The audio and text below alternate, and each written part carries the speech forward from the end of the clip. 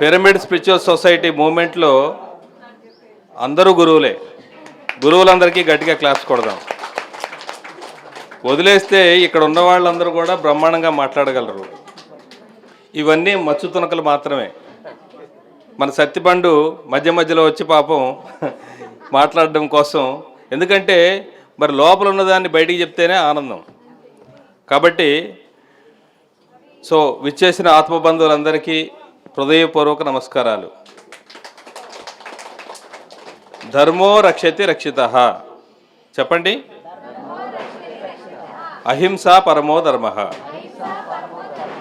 ధర్మాన్ని కాపాడితే ఆ ధర్మమే మనల్ని కాపాడుతుంది. ఏమిటి ధర్మం? హింస చేయకుండా ఉండడం ధర్మం. ఆ హింస ఎవరైతే చేస్తున్నారో అది జరగకుండా చూడడం. ఈ భూమి మీద అతి ఉన్నతమైనటువంటి పుణ్యం ఏదైనా ఉంది అని అంటే ఏంటది? సప్త సముద్రాలంతా. చెప్పండి. సప్త సముద్రాలంతా గోదానము, భూదానము, సువర్ణదానము, యజ్ఞయాగాదులు చేసినప్పటికీ ఒక జీవిని కాపాడితే వచ్చే పుణ్యంలో 16% మాత్రమే.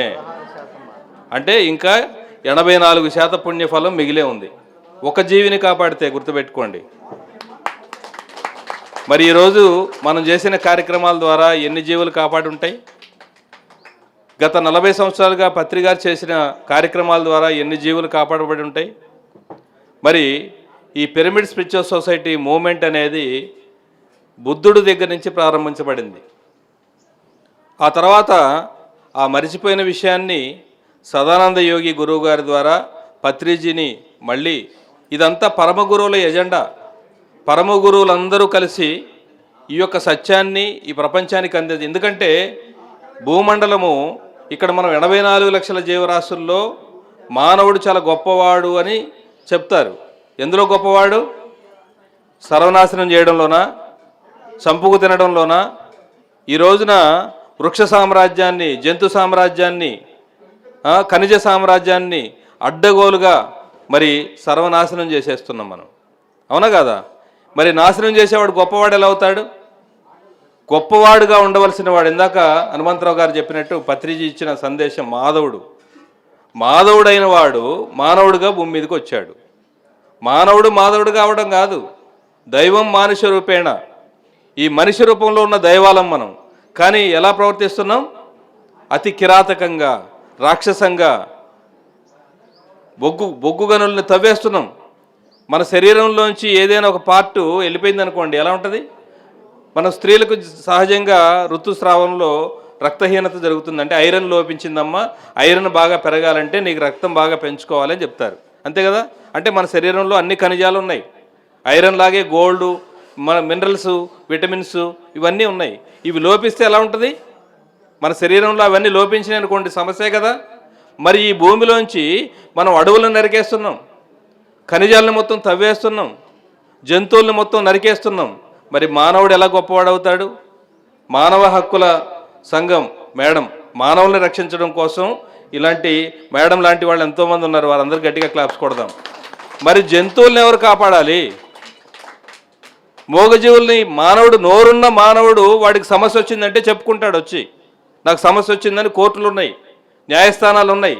అవి కూడా సక్రమంగా చేయట్లేదు. కాబట్టి ఇలాంటి హక్కుల సంఘాలన్నీ వచ్చి మానవుల్ని కాపాడుతున్నారు. మరి జంతువుల్ని ఎవరు కాపాడాలి? ఎంతోమంది గురువులు ఈ సత్యాన్ని బహిరంగంగా చెప్పలేకపోయారు. ఎందుకంటే మా శిష్యులు ఎక్కడే పారిపోతారో మమ్మల్ని వదిలేసని. కానీ పత్రిజీ ధైర్యంగా ఈ భూమి మీద జంతువుల్ని కాపాడాలి అని నొక్కి వక్కాణించారు.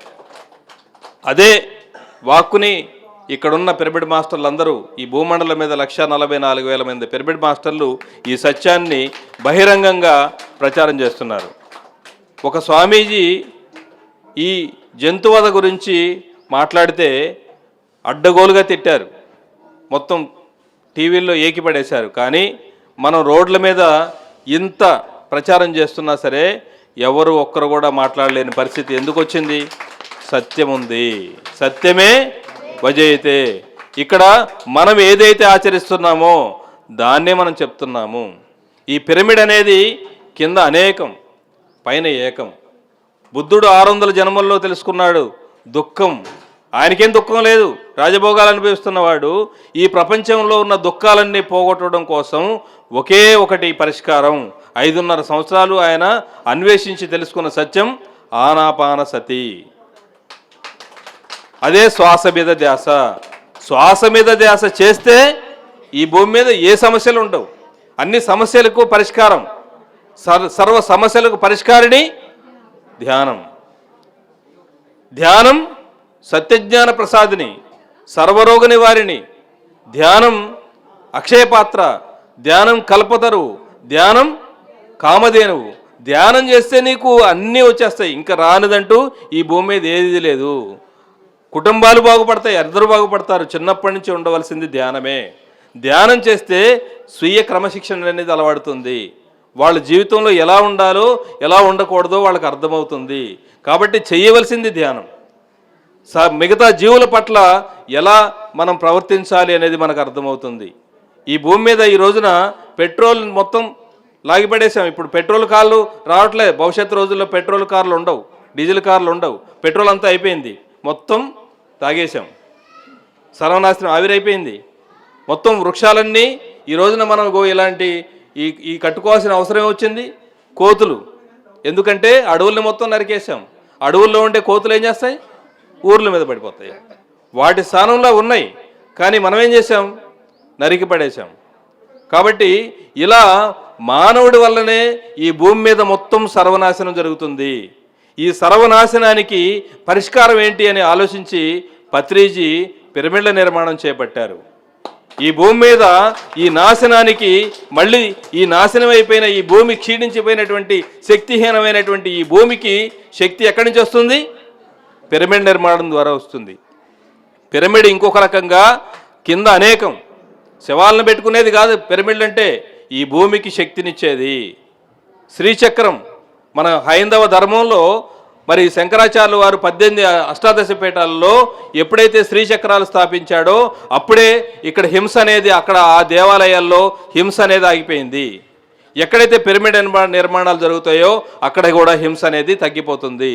ఎన్నో సందర్భాల్లో రోడ్ల మీద కావచ్చు, రకరకాల ప్రాంతాల్లో పిరమిడ్ నిర్మాణాలు చేసి అక్కడ ఎంతో హింస తగ్గిపోవడం అనేది మనకు ప్రూవ్ అయింది.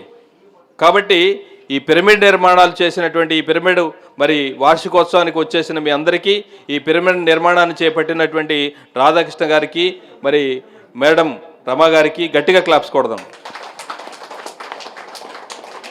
మరి ఈ రోజున పౌర్ణమి. ఈ పౌర్ణమి అంటేనే అద్భుతమైనటువంటి శక్తివంతమైనటువంటి దినం. పరమ గురువులందరూ ఈరోజు సమావేశమై ఉంటారు. వారందరూ ఏ గురువు అయినా, అందరి గురువులు ఒకటే, ఆ గురువులందరి ఎజెండా ఒకటే. వారందరి యొక్క కృప మనందరి మీద ఉండుగాక, ఉంటుంది డెఫినెట్గా. ఎందుకంటే వారందరూ ఇష్టపడిన, మరి వాళ్ళందరూ చేసే కార్యక్రమానికి మనం ప్రతిరూపంగా ఈ రోజున మనం ఇలాంటి కార్యక్రమాలు చేస్తున్నాం. కాబట్టి ఈ రోజున ఎవరైతే ధ్యానం చేస్తారో వాళ్ళ జన్మజన్మల కర్మలు దగ్ధం చేసుకొని వాళ్ళ యొక్క జీవిత లక్ష్యాన్ని తెలుసుకునేటువంటి అద్భుతమైనటువంటి అవకాశం ఉండే రోజే ఈ యొక్క పౌర్ణమి రోజు. పౌర్ణమి రోజు అందుకనే పత్రిజీ గత 35 సంవత్సరాల్లో పౌర్ణమి ధ్యానం అనేది కంపల్సరీ, ఎప్పుడు కూడా మిస్ చేయలేదు ఆయన జీవితకాలంలో. కాబట్టి పౌర్ణమి రోజున మనం తప్పకుండా ధ్యానం చేసి శక్తిని పెంచుకొని ఆ పరమ గురువుల యొక్క కృపను, మరి ఈ యొక్క అన్ని గ్రహాలు కూడా ఈ రోజున అనుసంధానం, అంటే ఒకే కక్షలోకి వచ్చేటువంటి, ఒక ఆకారంలోకి వచ్చేటువంటి పరిస్థితి ఈ రోజున ఉంటుందన్నమాట. కాబట్టి అంటే ఒక సమావేశం, మనం ఈరోజు ఎలాగైతే ఒక చోట కూర్చున్నామో ఈ గ్రహాలు కూడా ఒకే చోట ఉంటాయి ఈ రోజున.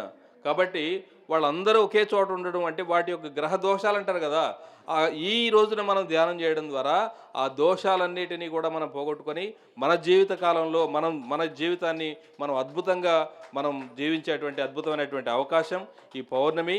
తప్పకుండా పౌర్ణమి రోజున సామూహికంగా ధ్యానం చేయడానికి ప్రయత్నం చేయండి. Thank you.